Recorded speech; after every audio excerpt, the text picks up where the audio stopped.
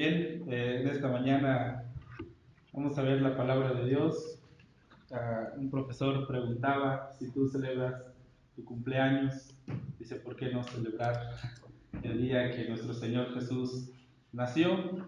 Y dice, y puede ver mucha diferencia en las formas de pensar, en decir, pues no nació en diciembre, nació en octubre o nació en marzo, etcétera, etcétera, ¿no? Pero dice que lo importante que nosotros podamos recordar que nuestro Señor Jesús nació para venir a salvarnos. Y en esta mañana quiero que leamos la carta a los Gálatas.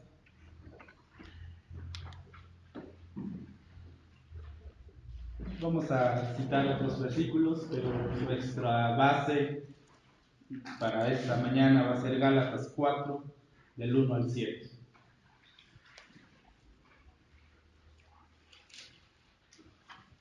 Cuando todos lo tengan, por favor, se pueden poner de pie. Gálatas capítulo 4, versículos 1 al 7.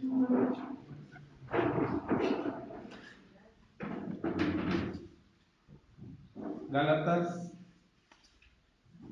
carta a los Gálatas, del capítulo 4, versículos 1 al 7. Vamos a dar lectura de forma alternada. Yo leo el 1, ustedes el 2, y juntos leemos el versículo 7. Dice la palabra de Dios, Gálatas 4, 1 al 7. Pero también digo, entre tanto que el heredero es niño, en nada difiere del esclavo, aunque es señor de todo, sino que está bajo tutores y cuidadores hasta el tiempo señalado por el Padre. Así también nosotros, cuando éramos niños, estábamos en esclavitud bajo los rudimentos del mundo. Pero cuando vino el cumplimiento del tiempo, Dios envió a su Hijo, nacido de mujer y nacido bajo la ley, para que redimiese a los que estaban bajo la ley, a fin de que recibiésemos la adopción de hijos. Y por cuanto sois hijos, Dios envió a nuestros corazones el espíritu de su Hijo, el cual clama, Abba, Padre. Todos, así que ya no eres esclavo, sino hijo, y si hijo, también heredero de Dios por medio de Cristo.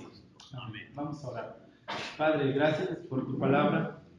Gracias, Señor, porque tú en tus tiempos, Señor, enviaste a tu Hijo a nacer, lo enviaste para salvarnos, lo enviaste para que por medio de Él nosotros fuéramos adoptados como hijos tuyos. Gracias, Padre Santo, por esta obra que tú hiciste, y te pedimos, Señor, en esta mañana que nos des el entendimiento, pero también toques nuestros corazones, Señor, para que sea tu Espíritu Santo hablándonos y seas tú, Señor, animándonos y fortaleciéndonos en esta mañana. En el nombre de Cristo Jesús. Amén. Amén. Pueden ocupar sus lugares.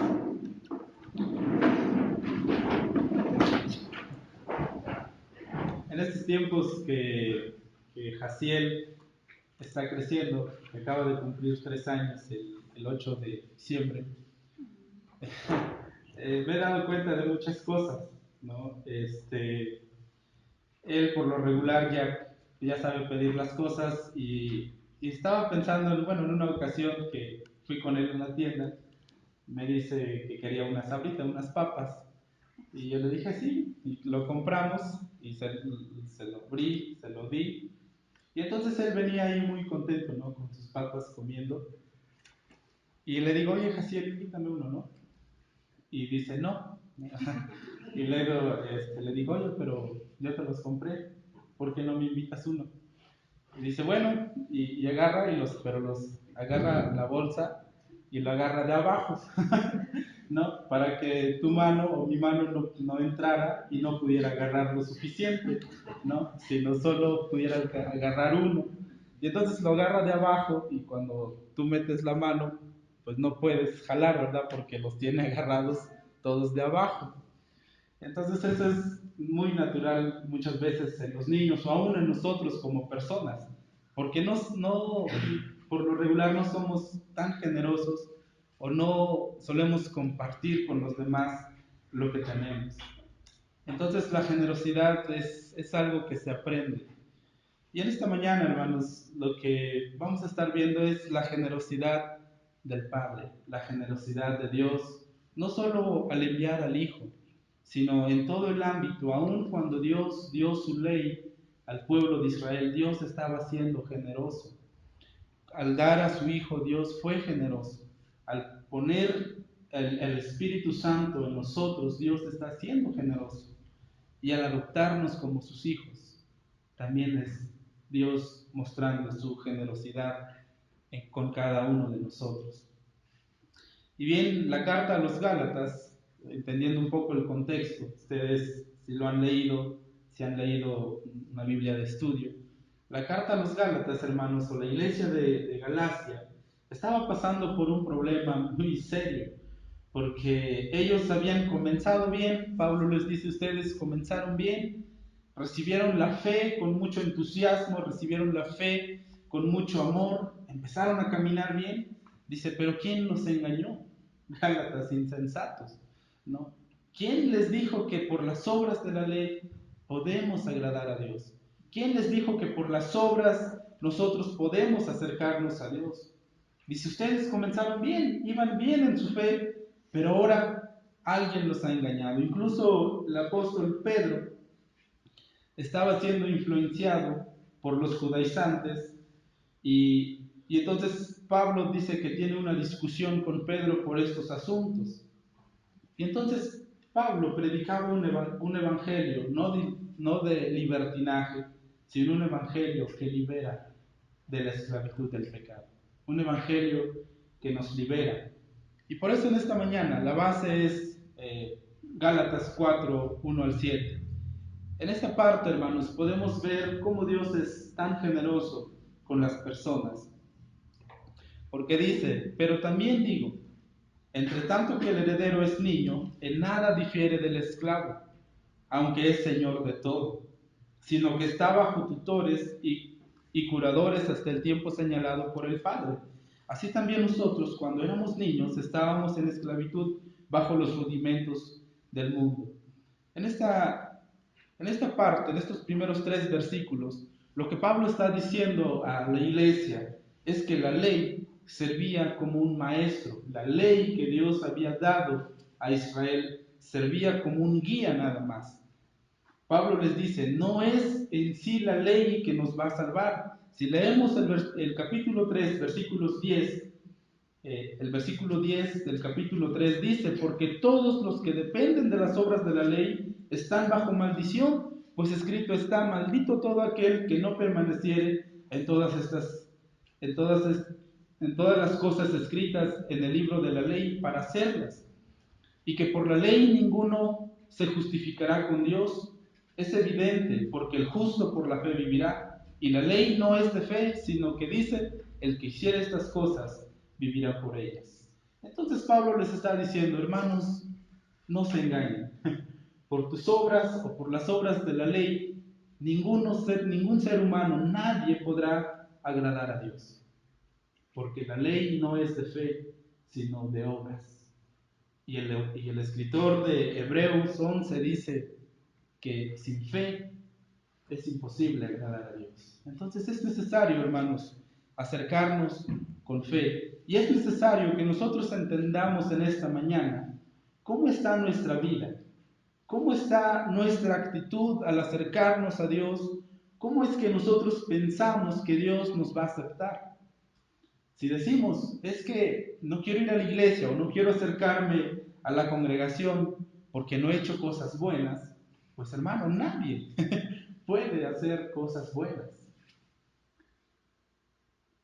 Si tenemos la ley, si Dios nos ha dado, bueno, en este contexto, Pablo se refiere a los judíos y a la iglesia, les dice, la ley que Dios les dio es un guía, un tutor nada más, que Dios les dio para que nosotros podamos acercarnos a Cristo. Dice el 24 del capítulo 3, versículo 24, dice, de manera que la ley ha sido nuestro ayo para llevarnos a Cristo, a fin de que fuésemos justificados por la fe. Entonces, la ley tiene una función en este sentido. dice solo de guiarnos, solo de llevarnos a Cristo y de reconocer que nosotros solos no podemos justificarnos, que por nuestras obras no podemos agradar a Dios, sino solamente por la fe. Y entonces, no menospreciemos la ley de Dios, tampoco digamos, pues la ley no sirve para nada, porque la ley es el que nos guía, la ley es el que nos hace ver que somos tan pecadores, la ley nos hace ver que tú y yo no podemos vivir de una manera justa, que tú y yo no podemos vivir de una manera santa como nuestro Dios.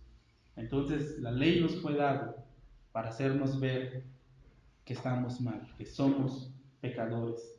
La ley nos fue dada como un tutor para que tú y yo viéramos que nosotros solos no podemos, que necesitamos de alguien, necesitamos del poder divino de Dios, necesitamos que Dios mismo viniera y naciera para que pudiéramos vivir de manera que Él quiere. Y vamos a ver el versículo 4 en el texto base que tenemos.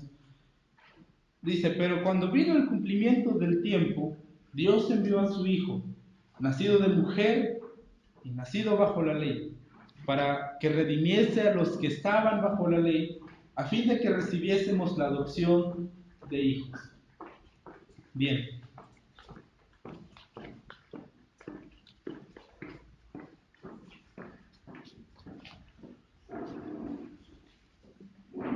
Adelante, adelante.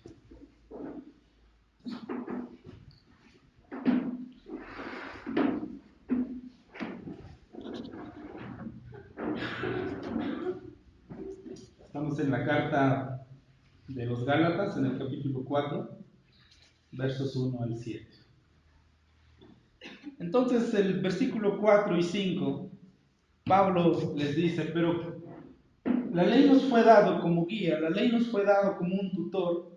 Dice, pero cuando se cumplió el tiempo, cuando Dios lo estableció así, cuando Dios dijo, ya es tiempo, dice, Él envió a su Hijo, nacido de mujer y nacido bajo la ley. Vamos a ver lo que dice Génesis 3. Génesis 3, en el versículo 15.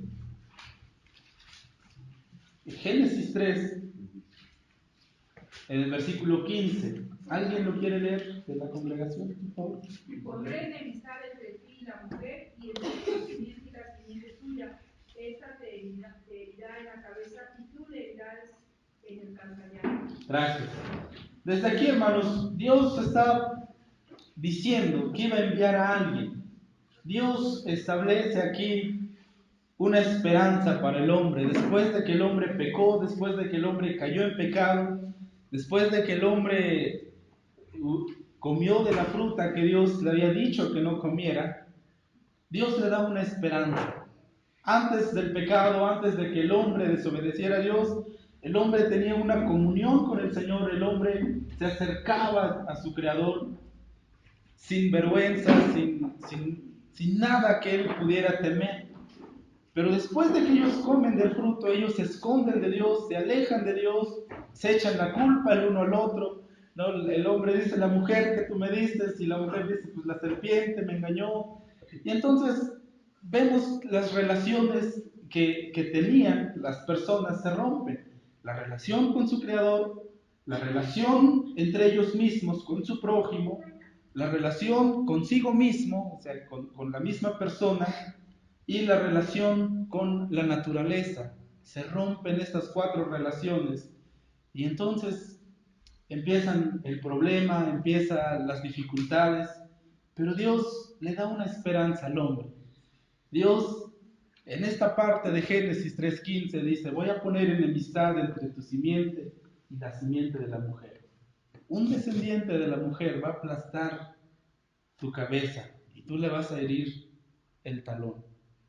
Muchos hermanos, cuando leen este pasaje de Génesis, por lo regular se suele pensar es que Dios los castigó y los sacó del Edén. No, hermanos, Dios al sacarlos del Edén no los castigó, sino que les muestra su amor, Porque imagínense, si el hombre hubiera comido del fruto de la vida, dice, hubiera vivido para siempre en esa condición de pecado.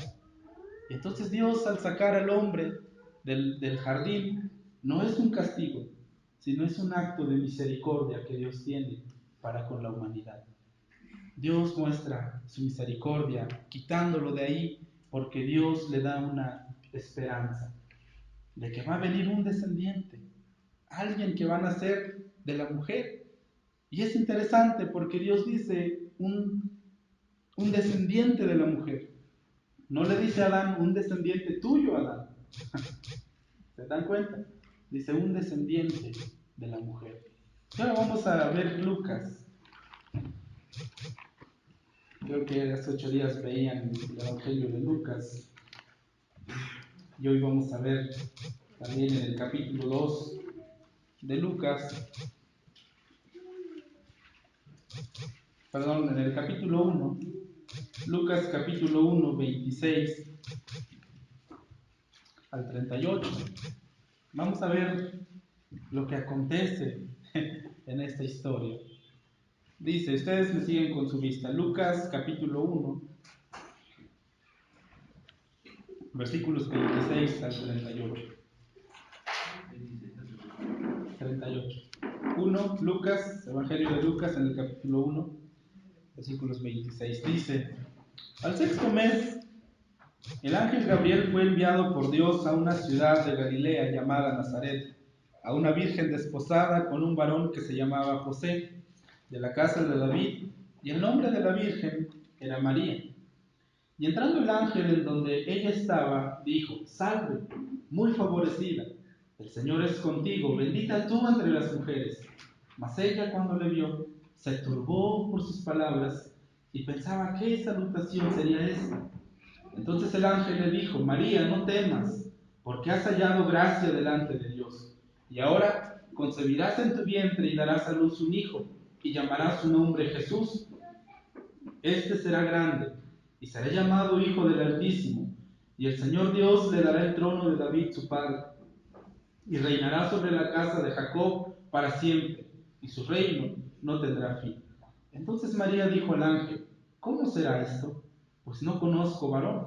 Respondiendo el ángel, le dijo, el Espíritu Santo vendrá sobre ti, y el poder del Altísimo te cubrirá con su sombra, por lo cual también el santo ser que nacerá será llamado Hijo de Dios. He aquí tu parienta Elizabeth, ella también ha concebido hijo en su vejez, y este es el sexto mes para ella, la que llamaban estéril, porque nada hay imposible para Dios.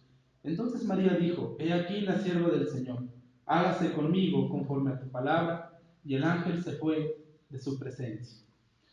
Vemos un acontecimiento importante. Pablo en Gálatas dice que Dios envió a su hijo nacido de mujer. Y Dios en Génesis promete que un descendiente de la mujer iba a aplastar la cabeza de la serpiente. Y vemos cómo Dios en sus tiempos, dice, en el cumplimiento de los tiempos, en el tiempo de Dios, ¿no? No fue en el tiempo del hombre, no fue cuando Adán pecó y al instante Jesús nació, ¿no? Sino tuvo que pasar un tiempo definido para que Jesús naciera. Y a lo mejor nosotros nos preguntamos, ¿qué acaso Dios no pudo haber hecho otras cosas? ¿Acaso Dios no pudo haber otro medio por el cual Dios pudiera salvar al hombre? ¿No pudo haber otra manera en cómo Dios pudo salvarnos a nosotros? ¿Ustedes qué piensan? ¿Creen que había otra manera de salvarnos o creen que era este el único medio que Dios tenía que hacer para poder salvarnos? ¿Qué piensan? Para Dios no es imposible nada, de cualquier forma. Ok, es correcto. Bien dice aquí, para Dios no es nada imposible, ¿no? Dios pudo haber elegido otra forma. Dios pudo bien elegido otra manera para poder salvarnos. Pero ¿por qué lo hace de esta manera? ¿Por qué lo hace enviando a su Hijo? Para que Él reciba la gloria.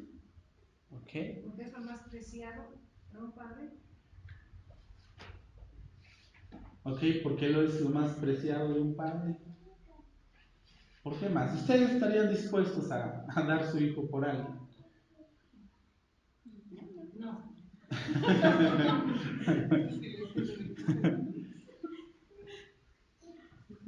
Cuando le piden a su hijo o a su hija para el ministerio, ¿ustedes qué dicen? No, porque quiero pasar tiempo con ellos. No.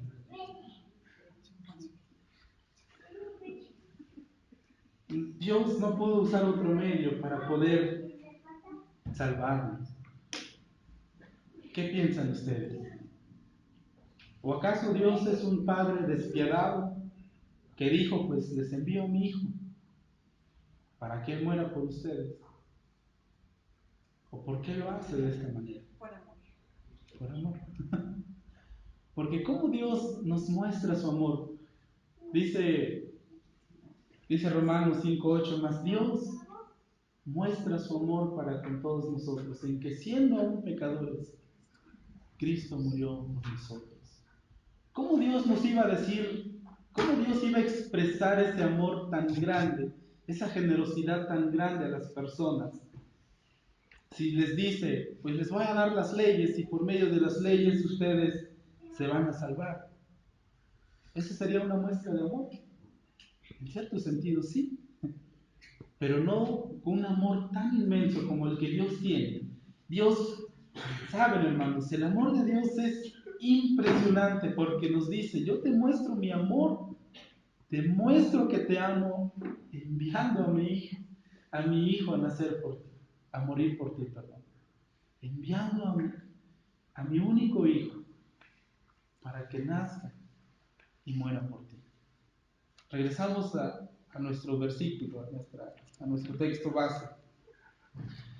Dice que en el cumplimiento de los tiempos, o en el cumplimiento del tiempo, en el tiempo de Dios, en el cronos de Dios, en la palabra griega se usan dos palabras para definir tiempo, el kairos y el cronos, ¿no? El kairos es en el tiempo en que las personas, los hombres habitamos, con el cual nosotros podemos medir los tiempos, 1 año, 2 años, 1 día, 2 días. Pero en el cronos de Dios, nosotros no podemos conocer el tiempo de Dios. No podemos decir va a ser mañana, va a ser pasado mañana, sino es en el tiempo, en el cronos, hoteos, dice en el griego, es decir, en el tiempo de Dios. Y luego dice, y Dios envió a su Hijo, nacido de mujer, a través de María, y nacido bajo la ley, porque nació en el contexto judío, nació en el contexto en el que los judíos pues ya tenían la ley de Dios, ellos ya habían estudiado, ya habían entendido, entre comillas, la voluntad de Dios. Entonces dice Pablo, nació de una mujer y nació bajo la ley, es decir, porque la ley ya estaba en ese entonces. ¿Con qué propósito nació Jesús? ¿Con qué propósito Dios envió a su Hijo? Dice, para que redimiese a los que estaban bajo la ley. El primer propósito por el cual Jesús nace es para redimir a los que estaban bajo la ley. Y nosotros que no estábamos bajo la ley, por el endurecimiento de Israel, porque ellos no lo aceptaron, porque a los suyos vino y a los suyos no le recibieron, y entonces dice, mas a todos los que lo recibieron, es decir, nosotros, dice, les dio potestad de ser hechos hijos de Dios. Y entonces Jesús vino para redimirnos de la esclavitud del pecado. Y en este contexto Jesús vino a los judíos para redimirlos de la ley. No para deshacer la ley, no para tirar la ley, no para decir la ley ya no sirve, sino para redimirlos. Porque Él dice, yo vine a cumplir con todo lo que está escrito en la ley, en los profetas y en los salmos. Y entonces Jesús es el cumplimiento de todo esto. Segundo propósito, a fin de que recibiésemos la adopción de hijos. Es decir, no solamente de ser redimidos por Jesús, sino también de recibir la adopción de hijos. Jesús nace físicamente en Israel, en Belén de Judea.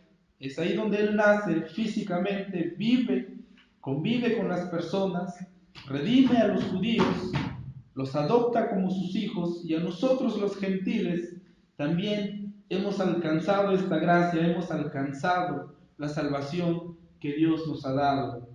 Y el versículo 6 es impresionante porque dice, y por cuanto sois hijos, dice, Dios envió a vuestros corazones el espíritu de su Hijo, el cual clama, Abba Padre. Es decir, Jesús no solo nació en Judea, no solo nació en Belén físicamente, sino también nace en nuestros corazones, porque Dios el Padre envía al Espíritu en nuestros corazones, y por medio de su Espíritu en nuestros corazones, nosotros podemos decirle, papi, papi, o Padre. Podemos acercarnos a Dios con toda confianza y con toda certeza, porque Él nos ha adoptado como sus hijos, y porque el Espíritu de su Hijo, el Espíritu Santo, Dios mismo habita en nosotros. El Espíritu Santo habita en nuestros corazones. Y yo creo que esta es la esencia de la Navidad. No solo es recordar que Jesús nació físicamente en Judea de Belén, en Judea allá, sino también Jesús nació en mi corazón. También recordar que yo tengo a Jesús en mi corazón, porque por medio de Él he sido adoptado como hijo de Dios, he sido redimido, y por el cual yo puedo acercarme a Dios. Y esta es la esencia de lo que estamos recordando en estos días, hermanos, que Jesús nació en nuestros corazones. Si bien fue literal, pero también es espiritual en nosotros, porque lo tenemos en nuestro corazón, estamos en Cristo y Cristo en nosotros. Y entonces Dios nos ha aceptado. Qué maravilloso. El versículo 7, Pablo concluye.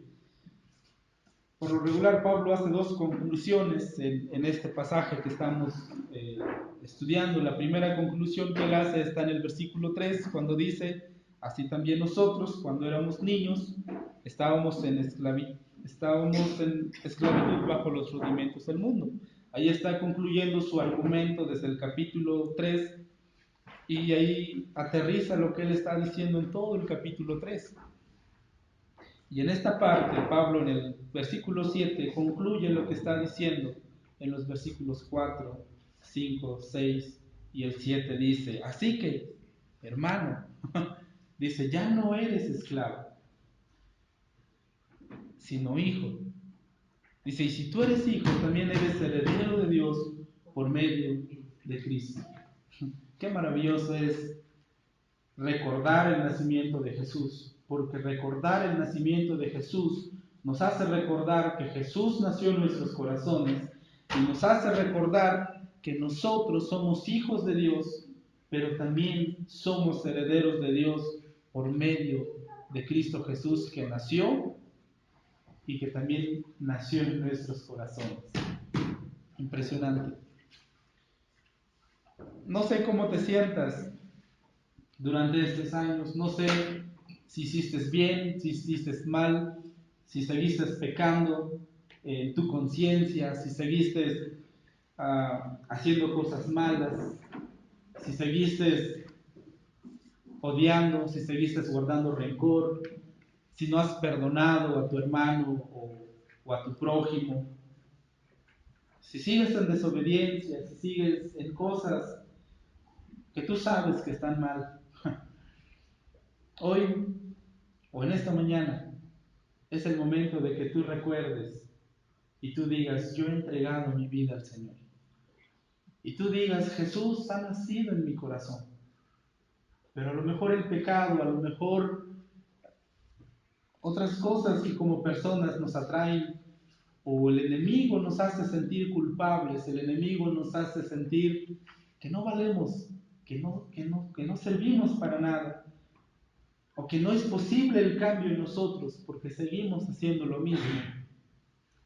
Si el enemigo está haciéndote pensar de esa manera, hoy en esta mañana es el momento que tú recuerdes y digas, Jesús nació en Belén,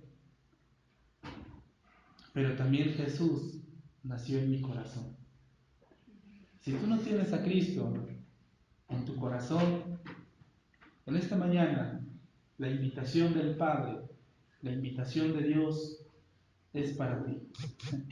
Él quiere enviar a su Hijo en tu corazón. Él quiere enviar al Espíritu de Jesús en tu corazón para que Jesús nazca y tú seas adoptado como el Hijo de Dios, para que ya no seas esclavo, sino que seas hijo y también seas heredero de Dios por medio de Cristo Jesús. Vamos a orar, hermanos. Padre, te damos las gracias porque Jesucristo nació hace más de 2000 años. Gracias porque fue en tus tiempos, Señor. Gracias porque fue en el tiempo que tú señalaste que nació de una mujer y nació bajo la ley, Señor. Señor, para nosotros como humanos muchas veces queremos las cosas apresuradas, los queremos ahora. Porque muchas veces, Señor, no entendemos tu voluntad, muchas veces no entendemos tus planes. Señor, en esta mañana yo te pido que tú bendigas a cada uno de mis hermanos. Señor, en el nombre de Jesús los encomiendo en tus manos. Si tú has nacido en sus corazones, yo te pido que tú les fortalezcas, que tú les animes, que tú les hagas ver que ellos son tus hijos. No permitas, Señor, que el pecado, que el enemigo los siga engañando, pensando que no es posible el cambio en sus vidas. Porque tú puedes cambiar nuestras vidas, Señor. Tú puedes cambiar nuestras actitudes. Tú puedes cambiar nuestra forma de pensar. Tú puedes darnos una nueva cosmovisión del mundo. Padre, en esta mañana encomiendo en tus manos a cada uno de mis hermanos, pidiéndote, Señor, que tú aumentes su fe, que tú aumentes su confianza hacia ti, Señor. En el nombre de Jesús, Señor, si también hay una persona aquí que no ha creído en ti, que no te ha aceptado en su corazón, yo te pido, Señor, que si esta persona cree en ti, cree en tu nacimiento y cree que tú puedes nacer en su vida, obra de una manera poderosa en ella, Señor. Y te pido que uses la vida de mis hermanos, de mis hermanas, para tu gloria y para tu honra, Señor, a fin de que tu iglesia te glorifique, te exalte solamente a ti, Señor. Gracias por tu amor y gracias, Señor, por tu cuidado. En el nombre poderoso de Cristo Jesús. Amén. Amén. Gracias, hermanos. Que el Señor les bendiga.